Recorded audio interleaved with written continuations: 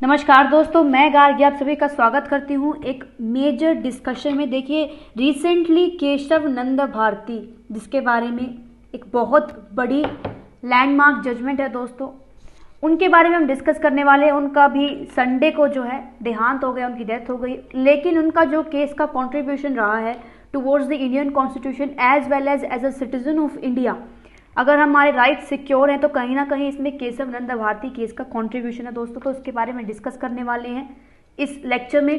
तो दोस्तों, शुरू करने से पहले एज यूजुअल अगर आपको ये वीडियो पसंद आए तो प्लीज़ इस वीडियो को लाइक कीजिएगा, शेयर कीजिएगा, कमेंट सेक्शन में अपना फीडबैक ज़रूर दीजिएगा और मास्टरी चैनल को सब्सक्राइब भी ज़रूर कीजिएगा। चलिए, सबसे पहले तो हम जान लेते हैं कि ये केस क्या था और केशव नंद भारती कौन है। देखिए, केशव नंद भारती एक संत महात्मा, कह लीजिए आप, संत महात्मा इंसान है। ये रहते हैं मठ में, केरल में। कौन सी डिस्ट्रिक्ट में? कासरगोड। और कासरगोड डिस्ट्रिक्ट में जब ये रहते थे उस टाइम पर 1970 की बात है दोस्तों, 1960s to 70s की बात है। और उस टाइम पर दोस्तों क्या होता है कि आपको एक खबर हो तो आर्टिकल 26 है दोस्तों कॉन्स्टिट्यूशन में। आर्टिकल 26 क्या कहता है कि कोई भी सिटीजन को उसके रिलीजियस प्रॉपर्टी को मैनेज करने के लिए पूरे राइट्स हैं। तो केशव नंद भारती आपको बताया कि संत थे, तो केरल की गवर्नमेंट ने इंटरवीन करने की कोशिश की। उन्होंने आर्टिकल 26 में कुछ रेस्ट्रिक्शन लगाने की कोशिश की और रिलीजियस जो प्रॉपर्टी है उसके ऊपर उन्होंने थोड़े रेस्ट्रिक्शन लगाने की कोशिश की। इसके खिलाफ खड़े हुए केशव नंद भारती, जिसमें नाना भाई पालखेवाला उनके एडवोकेट रहे, उनके वकील रहे। और उसके बाद जो सुप्रीम कोर्ट से जजमेंट आई वो हिस्टोरिकल जजमेंट मानी जाती है, लैंडमार्क जजमेंट मानी जाती है और one of the most prominent case माने जाते हैं सुप्रीम कोर्ट के द्वारा। एक ऐसी जजमेंट जहां एग्जीक्यूटिव और जुडिशरी में बिल्कुल साफ तकरार जो है देखने को मिलता है। उन्होंने अपने सिग्नेचर एक ऐसी मूवमेंट के लिए दिए, एक ऐसी लैंडमार्क डिसीजन के लिए दिए दोस्तों, जिसका आज भी एक बहुत बड़ा योगदान है, कंट्रीब्यूशन है हमारे लिए भी।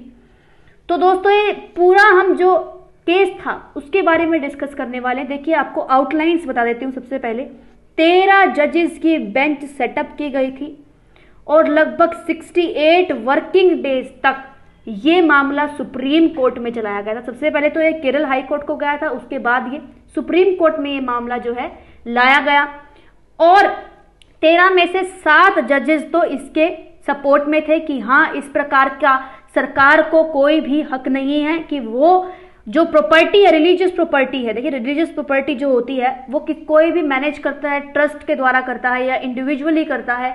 तो जो 7 जजेस थे उनका पूरा, आप कह लीजिए, सहयोग था केशव नंद भारती को कि हाँ, उनकी बात में बिल्कुल दम है और सेंटर को बिल्कुल भी कोई भी स्टेट जो है उन्हें किसी भी तरह का इंटरवेंशन करने की कोई पावर नहीं होनी चाहिए। हालांकि 6 जजेस थे जो कि इसके अपोज में बोल रहे थे।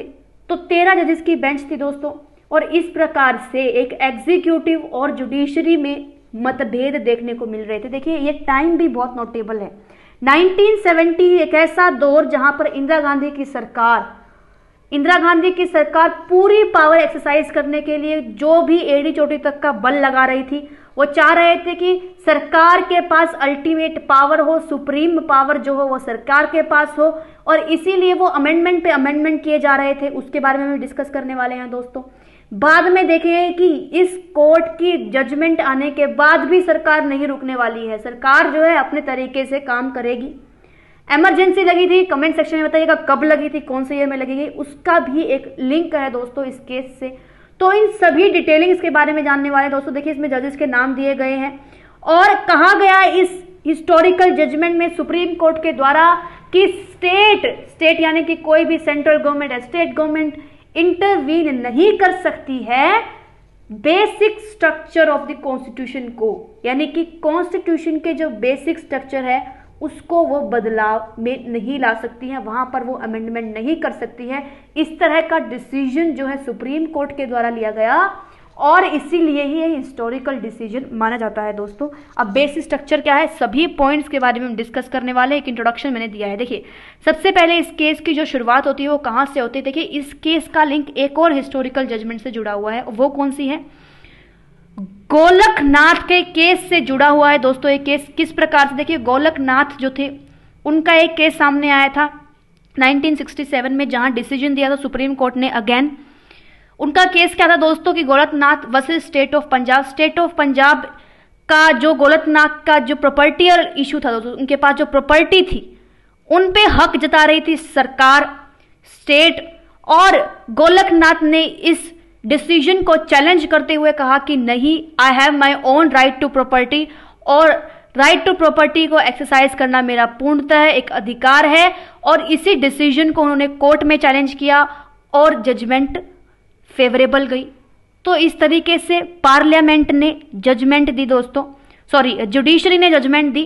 क्या जजमेंट दी दोस्तों कि जो फंडामेंटल राइट्स हैं उनमें बेसिकली कोई भी किसी भी प्रकार का अमेंडमेंट नहीं किया जा सकता सेंटर या फिर स्टेट के गवर्नमेंट के द्वारा।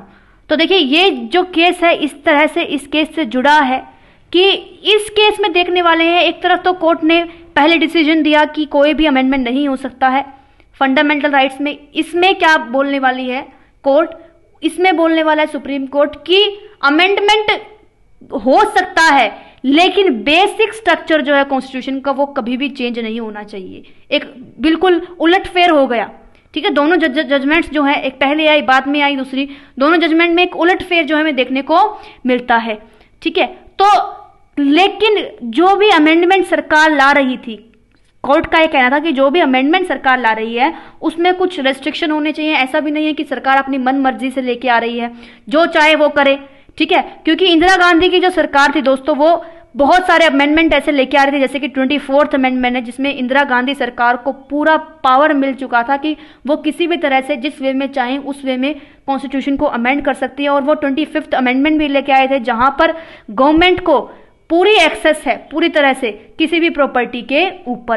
तो इस तरह से राइट टू प्रॉपर्टी जो कि 31st आर्टिकल है कॉन्स्टिट्यूशन का, वहां कहीं ना कहीं उसकी वॉलेशन हो रही थी, ठीक है। तो इस प्रकार से जो है गवर्नमेंट का जो टोटल फेज था, टोटल पावर फेज था कि गवर्नमेंट चाह रही थी, सेंट्रल गवर्नमेंट वो चाह रही थी कि सारी पावर उन्हीं के हाथ में रहे, तो वो नहीं होने देना था। और कोर्ट और गवर्नमेंट के बीच में, जुडिशरी और एग्जीक्यूटिव के बीच में बहुत बड़ी मेजर लड़ाई रही। और केशवानंद भारती केस इस तरह से लिंक है दोस्तों गोलकनाथ के केस से। तो क्या हुआ कि जो केशवानंद भारती केस में मैंने बताया कि जो रिलीजियस प्रॉपर्टी है उसके ऊपर यह बवाल शुरू हुआ दोस्तों। कोर्ट की जजमेंट आई कि बेसिक स्ट्रक्चर जो है वो चेंज नहीं होना चाहिए। और कोर्ट ने यह भी कहा कि जो पावर में पोजीशन में जो सरकारें हैं उनको कोई हक नहीं बनता है कि वो बेसिक स्ट्रक्चर जो है, बेसिक स्ट्रक्चर क्या है, सेक्युलर नेचर, सेक्युलर जो हमारा नेचर है कॉन्स्टिट्यूशन का, पार्लियामेंट्री फॉर्म ऑफ गवर्नमेंट है, इंडिपेंडेंट जुडिशरी है, इस तरह के प्रोविजंस में बिल्कुल भी किसी तरह का बदलाव नहीं आ सकता। ये केशवानंद भारती की लैंडमार्क जजमेंट रही दोस्तों कि बेसिक स्ट्रक्चर में किसी भी प्रकार का बदलाव जो है वो सहन नहीं किया जाएगा। और इतनी पावर बिल्कुल भी सेंटर या फिर किसी भी स्टेट गवर्नमेंट को नहीं होनी चाहिए कि नागरिक के अधिकारों का वॉयलेशन इस कदर कर जाए कि उनके पावर के मद में चूर होकर वो सारी ही पावर जो सिटीजन्स को दी गई है उन्हें वापस ले लें। तो ये एक जो डिसीजन दिया गया बहुत मेजर रहा और इस तरह से उन्होंने बेसिक स्ट्रक्चर को डिफाइन किया दोस्तों। लेकिन गवर्नमेंट, आपको पता ही है कि इंदिरा गांधी की गवर्नमेंट में इमरजेंसी लग गई। कब लगी मैंने पूछा आपसे, आप कमेंट सेक्शन में जरूर बताइएगा। इमरजेंसी लगती है, इमरजेंसी लगने के बाद क्या करती है सरकार, डेलिबरेटरी जो 13 जजेस की बेंच थी केशवानंद भारती में केस में, वहां पर एक जज थे AN रे, उनको जो है अपॉइंट करती है as a chief justice of India. देखिए ये क्या मेजर डिसीजन हो रहा है इमरजेंसी के टाइम पर। ये जो स्मार्ट मूव लेने की कोशिश कर रही है दोस्तों, अपने पावर का अब्यूज करके गवर्नमेंट, इस तरह की चीजें हमें देखने को मिल रही हैं। क्योंकि आपको देखिए आजादी के बाद तो सिर्फ कांग्रेस ही कांग्रेस छाई हुई थी, कांग्रेस ही सत्ता में थी, कांग्रेस ही अपोजिशन थी, कांग्रेस जो चाहे वो करे। तो जो कांग्रेस का जो टोटल फेस चला था, ठीक है, उसी को जो है वो अपने अंदर चाहते थे कि पूरी तरह से पावर उनके हाथ में हो, सिटीजन्स के पास कोई भी राइट ना रहे। इस तरह से अमेंडमेंट लाए जाएं कि सिटीजन्स जो है वो टोटल कंट्रोल में आ जाएं स्टेट के या फिर गवर्नमेंट के, ठीक है। तो AN रे जो कि सुपीरियर भी नहीं थे। सुपीरियर इन द सेंस देखिए, अपॉइंटमेंट करने के लिए चीफ जस्टिस की आपको एज लिमिट और एज बैरियर भी देखने पड़ते हैं, ठीक है। लेकिन सभी बैरियर्स को सुपरसीड करते हुए सरकार ने अपनी मर्जी चलाकर उन्होंने एएन रे को चीफ जस्टिस बनाया, और चीफ जस्टिस बनाने के बाद उन्होंने बोला कि जो केशव नंद भारती केस की जजमेंट है उसको दोबारा से रिव्यू किया जाए, ठीक है। अब रिव्यू किया जाए तो उसके खिलाफ खड़े होते हैं नाना भाई पालखीवाला, जो कि कौन थे दोस्तों, लॉयर थे केशव नंद भारती के। और देखिए मेजर रोल इन्हीं के ऊपर डिपेंड करता है, क्योंकि नाना भाई पालखीवाला ने ही केशव नंद भारती को कन्विंस किया इस केस को लड़ने के लिए, और कहा कि आप खड़े होइए, आपके साथ सारा समाज जो है आपकी सपोर्ट में है। तो नाना भाई पालखीवाले ने इसका कोर्ट में चैलेंज किया कि रिव्यू पिटीशन तो किसी और ने फाइल ही नहीं की है, कोई भी नागरिक ने आगे आकर जो है रिव्यू पिटीशन फाइल नहीं की, तो इस प्रकार से इस केस का दोबारा जिक्र नहीं होना चाहिए।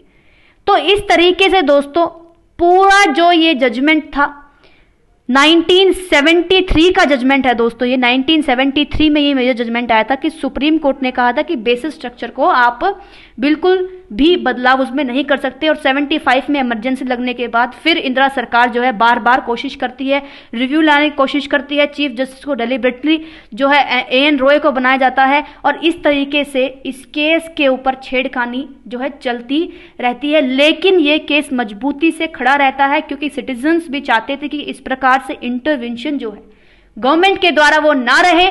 और इसी तरह से दोस्तों 1973 की हिस्टोरिकल जजमेंट, जिसको हम केशव नंद भारती केस के नाम से जानते हैं, वो डिलीवर की गई, जिसने एक मेजर लैंडमार्क का काम किया। तो इस प्रकार से दोस्तों हमने डिस्कस किया पूरे भारती केस के बारे में, और बहुत ही दुखद समाचार है कि संडे को जो है उनकी डेथ हो गई है दोस्तों, मृत्यु हो गई है।